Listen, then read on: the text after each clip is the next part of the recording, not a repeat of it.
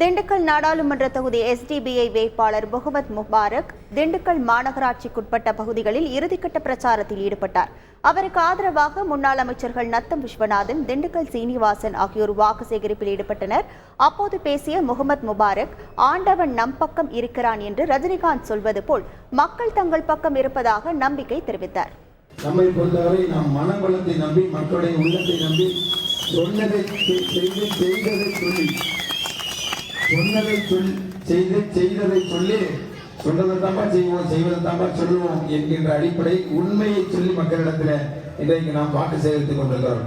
யாரும் எந்த பணத்தினாலும் கொடுக்கட்டியா, நம்ம சூப்பர் ஸ்டார் சொன்ன மாதிரி அந்த போடா ஆண்டவனே நம்ம பக்கம், ஆண்டவனே நம்ம பக்கம் இருக்கிறோம், நமக்கு என்ன கவலை என்பது மக்கள் என்று சொல்வது போல நாம் நம்ம பக்கம் அந்த ஆண்டவனே இருக்கிறார். நம்ம நியாயத்தின் பக்கம் இருக்கிறோம், நீதியின் பக்கம் இருக்கிறோம். செய்திகளை உடனுக்குடன் தெரிந்து கொள்ள உடனே சப்ஸ்கிரைப் பண்ணுங்க.